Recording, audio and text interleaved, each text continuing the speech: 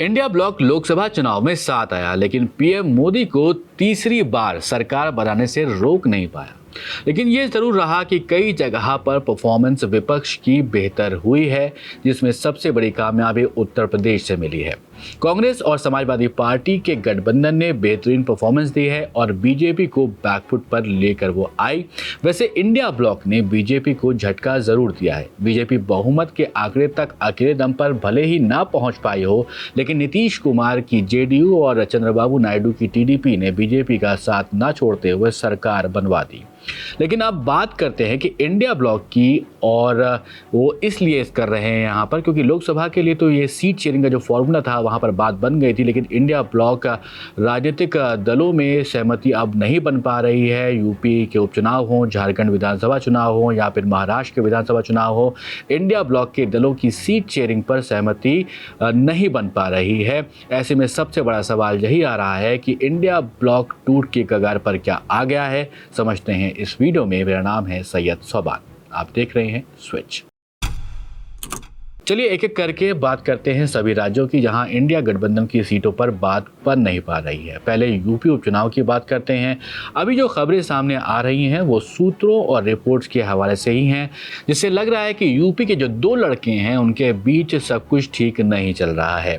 कांग्रेस ने समाजवादी पार्टी को सिर्फ 2 सीटों पर उपचुनाव लड़ने की बात कही है। इसकी वजह से कांग्रेस ने उपचुनाव में शामिल न होने पर विचार करना शुरू कर दिया है, ऐसा रिपोर्ट्स में दावा है। कई रिपोर्ट्स में यह भी दावा मिल रहा है कि समाजवादी पार्टी ने कांग्रेस को गाजियाबाद और खैर सीटें दी हैं, जबकि कांग्रेस ने 5 सीटों की यहां पर मांग की थी। कांग्रेस के उत्तर प्रदेश इंचार्ज अविनाश पांडे, राज्य के पार्टी अध्यक्ष अजय राय और पार्टी नेता आराधना मिश्रा समाजवादी पार्टी के नेताओं के संपर्क में लगातार हैं, लेकिन सूत्रों के मुताबिक क्षेत्रीय नेता अधिक सीटें देने के लिए तैयार यहां पर नहीं हो रहे हैं। इन खबरों के बीच कांग्रेस को अपने इंडिया ब्लॉक सहयोगियों की तरफ से भी दबाव का सामना करना पड़ रहा है कि उन्हें भविष्य के चुनाव के लिए नई रणनीति बनानी होगी। खासकर हरियाणा में कांग्रेस की निराशाजनक प्रदर्शन और जम्मू में कोई ठोस आधार बनाने में असफलता के बाद ऐसा देखने को मिल रहा है। रिपोर्ट्स की माने तो राहुल गांधी और प्रियंका गांधी वाड्रा के बीच सीट साझा करने पर अनौपचारिक बातचीत की गई थी, जब वो जम्मू और कश्मीर के मुख्यमंत्री उमर अब्दुल्ला के शपथ ग्रहण समारोह में शामिल हुए थे। कांग्रेस के शीर्ष नेतृत्व जल्द ही अखिलेश यादव से सीट शेयरिंग पर आखिरी फैसले को लेकर बात कर सकती है। इन सब के बीच अखिलेश यादव की समाजवादी पार्टी ने अपने 7 उम्मीदवारों की घोषणा कर दी है। अखिलेश यादव के भतीजे तेज प्रताप यादव करहल सीट से नामांकन दाखिल करेंगे और ये सीट पहले अखिलेश की ही थी, जो उनके लोकसभा चुनाव लड़ने के बाद खाली हुई है। उत्तर प्रदेश के उपचुनाव की बात करें यहाँ पर तो 9 विधानसभा सीटों पर 13 नवंबर को चुनाव होने हैं। मीराबाद, खैर, कटिहारी, शीशामऊ, मझवा, गाजियाबाद, कुंदरकी, करहल और फूलपुर शामिल हैं। मिल्कीपुर विधानसभा सीट के लिए उपचुनाव की तारीख अभी तक घोषित नहीं की गई है, क्योंकि एक चुनाव याचिका अदालत में लंबित है। मिल्कीपुर वही सीट है जिस पर से अवधेश प्रसाद विधायक हुआ करते थे और अब वो सांसद बन गए हैं, तो इनकी ये सीट यहाँ पर खाली हुई है। लेकिन इस पर उपचुनाव की तारीखें फिलहाल अभी उसकी घोषणा नहीं की गई है। लोकसभा चुनाव के दौरान समाजवादी पार्टी और कांग्रेस ने यहाँ मिलकर चुनाव लड़ा था और 80 सीटों में से 43 सीटों पर जीत दर्ज की थी। जहां अखिलेश यादव की समाजवादी पार्टी ने 37 सीटें जीती थी, वहीं कांग्रेस की बात करें तो केवल 6 सीटों पर वो सिमट गई थी। लेकिन उत्तर प्रदेश के उपचुनाव में क्या एनडीए की वापसी होगी, अब ये भी एक यहाँ पर बड़ा सवाल देखने को मिल रहा है। अब झारखंड की बात करें तो यहाँ भी विधानसभा चुनाव का ऐलान हो चुका है। सीट शेयरिंग के लिए मीटिंग्स का दौर लगातार चल रहा है। ऐसे ही एक मीटिंग के बाद झारखंड के जो मुख्यमंत्री हैं हेमंत सोरेन साहब, उन्होंने कहा कि पिछली बार जेएमएम के साथ कांग्रेस और आरजेडी ने मिलकर चुनाव लड़ा था, लेकिन इस बार लेफ्ट भी साथ में है। इसलिए तय हुआ है कि 70 सीटों पर कांग्रेस और जेएमएम लड़ेगी, बाकी ये जो 11 सीटें हैं उस पर आरजेडी और लेफ्ट पार्टीज लड़ेंगी। कौन कहां से लड़ेगा इसका फैसला भी नहीं हुआ है। कुछ सोर्सेज की बात करें तो अंदाजा लगाया जा रहा है कि 41 सीटों पर जेएमएम, 29 सीटों पर कांग्रेस और बाकी की 11 में से 7 सीटों पर आरजेडी और 4 पर लेफ्ट पार्टी लड़ेगी। लेकिन खबर लिखे जाने तक या फिर हम कहें इसको जब हम रिसर्च कर रहे थे तो इसकी ऑफिशियल घोषणा नहीं हुई है।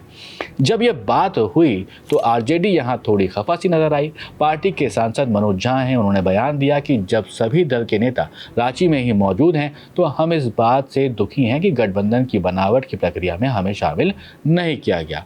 उन्होंने आगे ये भी कहा कि सारे फैसले मैगी 2 मिनट नूडल्स नहीं होते हैं, हमारे पास तमाम विकल्प खुले हुए हैं। अब लीजिए इंडिया ब्लॉक का एक और दल कुछ खफा सा नजर आने लगा। आरजेडी कह रही है कि झारखंड में 12 से 13 सीटों पर वो चुनाव लड़ना चाहेगी। तर्क दिया कि 18 से 20 सीटों पर उनकी पार्टी की झारखंड में पकड़ है।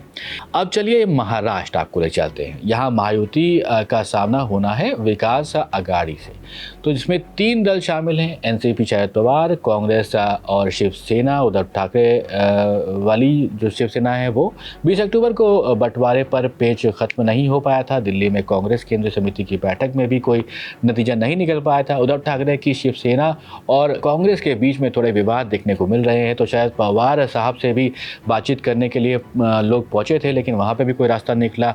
यहाँ कांग्रेस और उद्धव ठाकरे की शिवसेना जो है उसका आमना सामना देखने को मिल रहा है, क्योंकि नासिक और विदर्भ की 36 सीटें ऐसी हैं जहां पर दोनों ही पार्टियां अपनी दावेदारी ठोक रही हैं।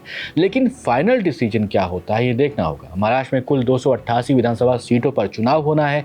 20 नवंबर को वोटिंग होनी है और 23 नवंबर को नतीजे यहां पर आएंगे। तो इन सब खबरों के बीच सवाल यही आ रहा है कि क्या इंडिया ब्लॉक के दलों के बीच सब कुछ ठीक नहीं है?